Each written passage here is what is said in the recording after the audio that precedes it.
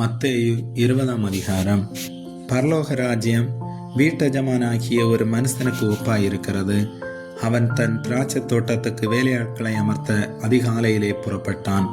வேலையாட்களுடன் நாளன்றுக்கு ஒரு பணம் கூலி பேசி அவர்களை தன் திராட்சை தோட்டத்துக்கு அனுப்பினான்.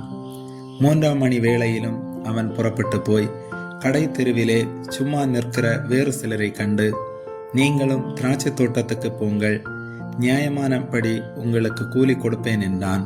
அவர்களும் போனார்கள். மறுபடியும் 6ஆம் 9ஆம் மணி வேளையிலும் அவன் போய் அப்படியே செய்தான். 11ஆம் மணி வேளையிலும் அவன் போய் சும்மா நிற்கிற வேறு சிலரை கண்டு, நீங்கள் பகல் முழுவதும் இங்கே சும்மா நிற்கிறதென்ன என்று கேட்டான். அதற்கு அவர்கள், ஒருவரும் எங்களுக்கு வேலையிடவில்லை என்றார்கள். அவன் அவர்களை நோக்கி, நீங்களும் திராட்சை தோட்டத்துக்கு போங்கள், நியாயமானபடி கூலி பெற்றுக் கொள்வீர்கள் என்றான்.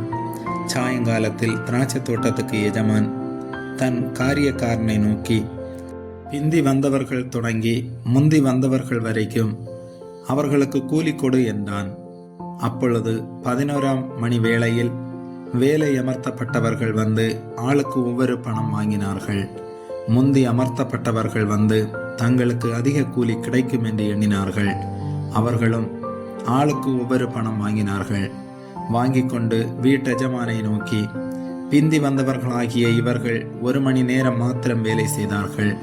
பகலின் கஷ்டத்தையும் வெயிலின் உஷ்ணத்தையும் சகித்த எங்களுக்கு இவர்களை சமமாக்கினீரே என்று முறுமுறுத்தார்கள். அவர்களில் ஒருவனுக்கு அவன் பிரதியுத்தரமாக, சிநேகிதனே, நான் உனக்கு அநியாயம் செய்யவில்லை. நீ என்னிடத்தில் ஒரு பணத்துக்கு சம்மதிக்கவில்லையா? உன்னுடையதை நீ வாங்கி கொண்டு போ.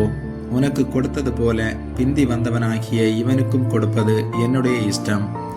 என்னுடையதை என் இஷ்டப்படி செய்ய எனக்கு அதிகாரம் இல்லையா? நான் தயாளனாய் இருக்கிறபடியால் நீ வன்கணனாய் இருக்கலாமா என்றான்.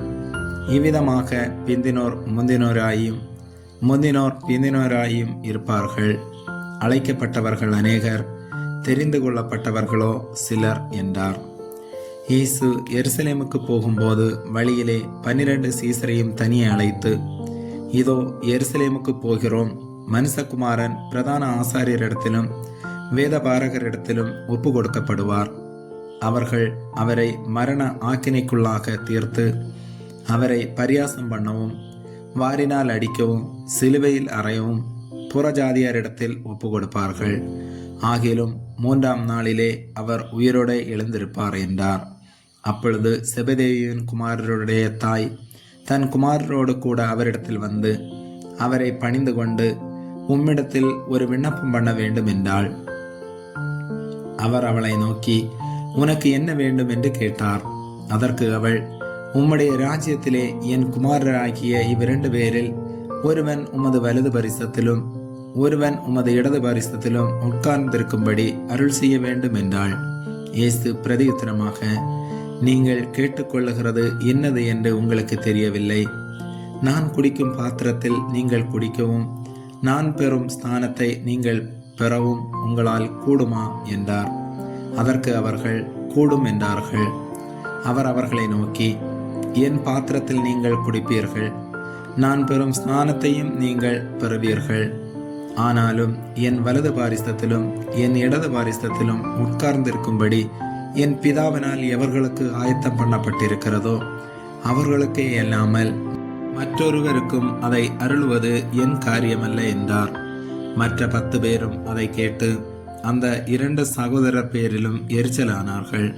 அப்பொழுது இயேசு அவர்களை கிட்ட வர செய்து, புறஜாதியாருடைய அதிகாரிகள் அவர்களை எருமாப்பாய் ஆளுகிறார்கள் என்றும் பெரியவர்கள் அவர்கள் மேல் கடினமாய் அதிகாரம் செலுத்துகிறார்கள் என்றும் நீங்கள் அறிந்திருக்கிறீர்கள்.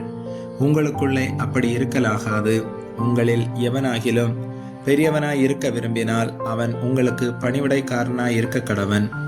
உங்களில் எவனாகிலும் முதன்மையானவனாய் இருக்க விரும்பினால் அவன் உங்களுக்கு ஊழியக்காரனாய் இருக்க கடவன். அப்படியே மனுஷகுமாரனும் ஊழியம் கொள்ளும்படி வராமல் ஊழியம் செய்யவும் அநேகரை மீட்கும் பொருளாக தம்முடைய ஜீவனை கொடுக்கவும் வந்தார் என்றார். அவர்கள் எரிகோவிலிருந்து புறப்பட்டு போகையில் திரளான ஜனங்கள் அவருக்கு பின் சென்றார்கள். அப்பொழுது வழியருகே உட்கார்ந்திருந்த 2 குருடர் இயேசு அவ்வழியே வருகிறார் என்று கேள்விப்பட்டு, ஆண்டவரே, தாவீதின் குமாரனே, எங்களுக்கு இரங்கும் என்று கூப்பிட்டார்கள். அவர்கள் பேசாதிருக்கும்படி ஜனங்கள் அவர்களை அதட்டினார்கள். அவர்களோ, ஆண்டவரே, தாவீதின் குமாரனே, எங்களுக்கு இரங்கும் என்று அதிகமாய் கூப்பிட்டார்கள். இயேசு நின்று அவர்களை தம்மிடத்தில் அழைத்து, நான் உங்களுக்கு என்ன செய்ய வேண்டும் என்றிருக்கிறீர்கள் என்றார். அதற்கு அவர்கள், ஆண்டவரே, எங்கள் கண்களை திறக்க வேண்டும் என்றார்கள்.